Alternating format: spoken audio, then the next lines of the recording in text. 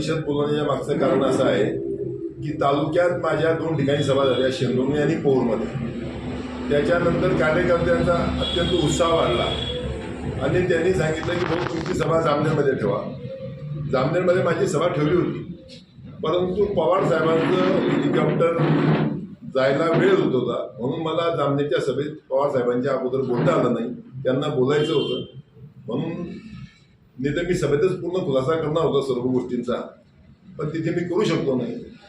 आणि म्हणून मी आज असा विचार केला की मी पत्रकार परिषदेच्या माध्यमातून बहुतेक तालुक्यातील सर्व मतदारापर्यंत किंवा जिल्ह्यातील मतदारापर्यंत माझी बातमी पोहोचवण्याचा प्रयत्न करतो.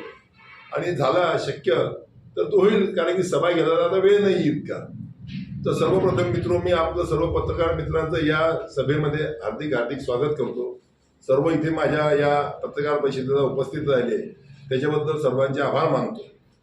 मित्रो, तालुक्यात होऊ घातलेल्या 2024च्या या विधानसभा निवडणुकीमध्ये इथे 2 प्रकारचे 2 उमेदवार आहेत. एक गिरीश भाऊ महाजन आणि दुसरे दिलीप खोडके सर. भाऊ आपल्या शब्दावर कधीच टिकत नाही. गिरीश भाऊ त्यांनी म्हटलं होतं निवडणुकीच्या अगोदर की मी तालुक्यात फॉर्म भरल्यानंतर फक्त मी मतदानाच्या दिवशी तालुक्यात येईल, तोपर्यंत मी तालुक्यात येणार नाही.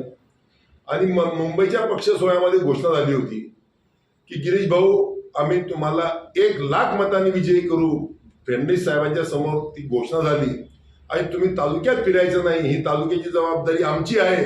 तुम्ही आता महाराष्ट्राचे नेते आहे आणि तुम्ही महाराष्ट्र सांभाळा, अशी मी मुंबईची पत्रकार परिषद आणि ती घोषणा आणि तो कार्यक्रम मी पाहिला होता पक्ष सोहळ्याचा.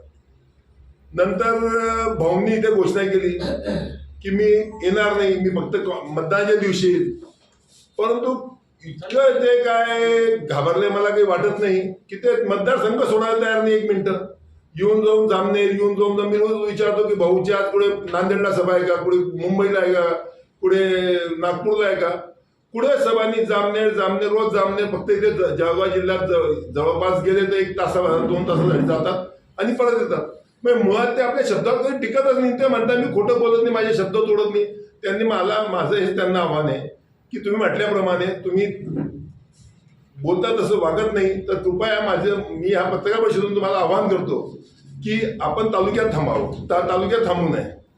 दुसरी गोष्ट अशी मित्रांनो की तालुक्याचा विकासाचा मुद्दा ते नेहमी म्हणतात की मी तालुक्याचा इतका विकास केला, म्हणून मी मतदारसंघात येणार नाही, असं ते म्हणतात की मी तालुक्याचा विकास केला म्हणून मी मतदारसंघात येणार नाही.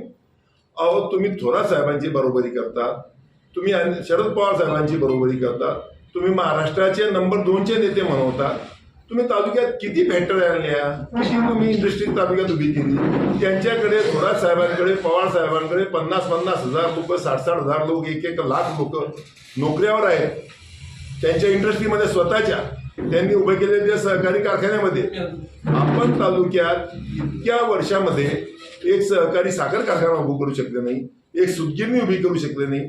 तुम्ही सांगत होते की मी टेक्सटाईल पार्क आणतो, काय पुरवण्या, काय जलवा, काय झलवा, काय मिरवणूक, काय ढोल, काय ताशे, काय पुरवण्या भरून विकासाचे महापुरुष, विकासाचे महामेरू म्हणून काय काय मी ते पुरवण्यामध्ये वाचलं. टेक्सटाईल पार्कची जामनेरमध्ये निर्मिती होणार आणि हजारो लोकांना नोकऱ्या मिळणार. त्या टेक्सटाईल पार्कची घोषणा झाली आहे, बरोबर आहे, पण त्याच्या अगोदर तिथे ज्या जमिनी घेतल्या गेल्या, यांना माहित होतं तिथे आपल्याला टेक्सटाईल पार्क करायचं आहे, तिथे MIDC करायची आहे. सर्व जमिनी त्यांच्या जवळच्या लोकांनी अगोदर गरीब शेतकऱ्याकडून विकत घेतल्या आणि नंतर तिथे टेक्सटाईल पार्कची MIDCची घोषणा झाली. एखादी कारखाना MIDCचा आला नाही, एखादी टेक्सटाईल पार्क MIDCचा आला नाही. मग असं असताना तुम्ही काय विकास म्हणजे काय? परत ते विकासाचं अजून दुसरं एक विजन आहे की मी गेल्या 15 वर्षापासून पाहतोय की दर 5 वर्ष झाली की वाघोडच्या लिफ्ट इरिगेशनचं ते उद्घाटन करतात. ते पूर्ण असा हा पट्टा इथून असा जाईल, मोयगाव मार्गे असं पूर्ण हे पूर्ण क्षेत्र मी हरित क्रांती करणार आहे आणि हे पाणी पाचोरा तालुक्यात पोहोचवणार आहे. पाचोरा तालुका सुफलाम करणार आहे आणि येत्या 5 वर्षात आपलं ते काम पूर्ण होणार आहे. पुढच्या 5 वर्षात परत त्याचं त्यांनी हे केलं, उद्घाटन केलं. परत 5 वर्षांत पुरवणी आली की आता ते लिफ्टचं काम चालू झालंय आणि ते आता 500 ते आपलं बजेट असं आहे, मी ते बजेटमध्ये 1500 कोटी टाकून घेतले, 2000 कोटी टाकून घेतले, 2500 कोटी टाकून.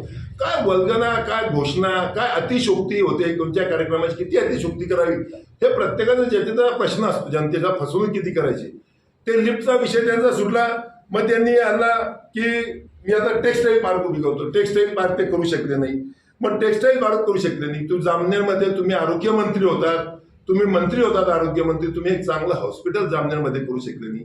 जामनेर पंचक्रोशीत पहुच्या हॉस्पिटलची काय दशा आहे, शेंदुर्णीमध्ये काय आहे, फत्तेपूरमध्ये काय, जामनेरचं सिव्हिल हॉस्पिटल कसं आहे, तिथे एक सिटी स्कॅनचं मशीन नाही, तिथे एक MRIचं मशीन नाही. तुम्ही तालुक्याच्या ठिकाणी अरे ते थोराताकडे त्यांच्याकडे त्यांच्या गावात मोठमोठे हॉस्पिटल आहे जिथे 1000 2,000 लोक सुधारतात.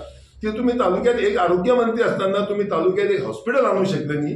एक चांगल्या पद्धतीचं तुम्ही शिक्षण मंत्री पण होता, तेव्हा पण तुम्ही शिक्षण मंत्री काय, त्यांच्याकडे एक प्रभाग होता शिक्षण मंत्र्याचा, उच्च तंत्र शिक्षण काहीतरी होता प्रभाग त्यांच्याकडे.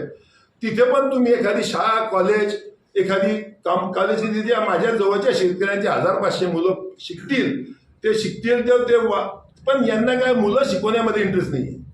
यांना मुलं, कारण की मुलं जर शिकले तर ते अशा सतरंज्या पट्ट्या उचलणार नाही, पट्ट्या लावणार नाही, बोर्ड लावणार नाही, शिकले तर हुशार होतील. यांना हुशार ठेवायचं नाही तालुक्याला, यांना तालुक्याला ढब्बू ठेवायचं आहे. या मुलांनी नाचावं, कुदावं, गावं हेच त्यांना आवडतं, दुसरं नाचावं हेच त्यांना आवडतं, दुसरं त्यांना शिकवायचं नाही मुलांना. म्हणून एक चांगला शाळा सुद्धा हे काढू शकते नाही. किती दुर्दैव आहे या तालुक्याचं. 30 वर्ष हा काही छोटा पिरियड नाही मित्रांनो, लक्षात घ्या. 30 वर्षाच्या पिरियडमध्ये तुम्ही एक कॉलेज, एक शाळा, एक हॉस्पिटल, अरे इथे तुम्ही मुंबईला इथून पेशंट घेऊन जाता. तुम्ही इतके मंत्री होता, तुमच्याकडे इतकी अब्जोधीश रुपयाची प्रॉपर्टी आहे आणि तुमचं सरकारमध्ये एवढं वजन आहे. एक चांगलं हॉस्पिटल, सुंदर हॉस्पिटल